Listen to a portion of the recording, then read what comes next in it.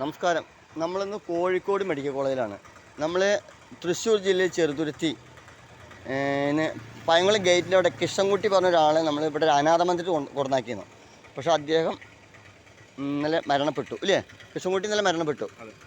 ഇദ്ദേഹത്തിൻ്റെ അനാഥ മന്ദിരത്തിലാണ് കിഷൻകുട്ടി താമസിച്ചിരുന്നത്. കാരണം ഇവർ നല്ല രീതിയിൽ നോക്കി. പക്ഷേ ഇന്നലെ ഹോസ്പിറ്റലിൽ കൊണ്ടുവന്ന സമയത്ത് മരിച്ചു അല്ലേ? പിന്നെ ബാക്കിയുള്ള എന്താണ്ടായി?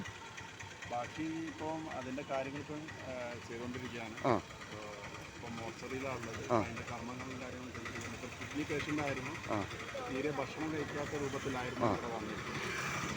ഇപ്പോൾ ഭക്ഷണം കഴിച്ചു. ഇപ്പോൾ നല്ല സന്തോഷവാനായിട്ടുള്ള ഒരാളായിരുന്നു. പിന്നെ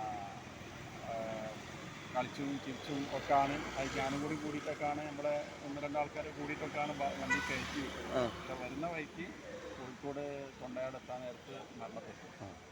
പിന്നെ അപ്പോൾ അതിൻ്റെ കാര്യങ്ങൾ ഇപ്പോൾ ഏകദേശം കഴിയും.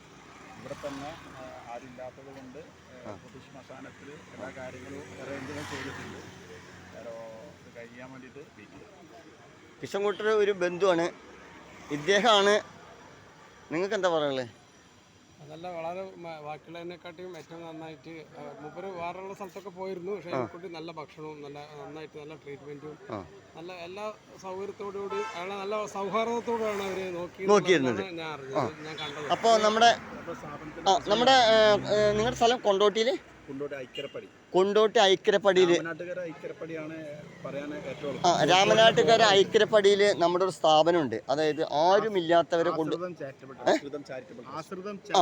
അപ്പോൾ ആശ്രിതം ചാരിറ്റബിൾ ട്രസ്റ്റ്. അപ്പോൾ എന്താ സംഭവിച്ചാൽ ഇതുപോലെ ആരെങ്കിലും എവിടെയെങ്കിലും കിടക്കുന്നുണ്ടെങ്കിൽ വിളിക്കാം.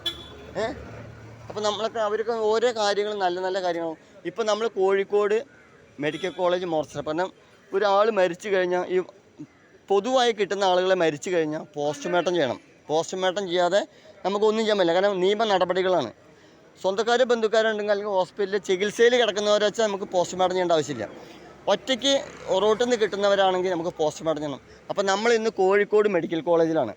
അപ്പോൾ മോർച്ചറിയിലാണ്. കണ്ടോ, കോഴിക്കോടാണ് ഇന്നത്തെ കാര്യങ്ങൾ. അപ്പോൾ എല്ലാവർക്കും നന്ദി. കാരണം നമ്മളും ഇതേപോലെ ഒരു ദിവസേന ആരെങ്കിലും ഇല്ലാത്തവരെ നോക്കി നടക്കുന്ന ഒരാളാണ്. ഓക്കെ, അപ്പോൾ എല്ലാവരും ഈ വീഡിയോ ഷെയർ ചെയ്യുക. ആരുമില്ലാത്തവർക്ക് ആശ്രയം.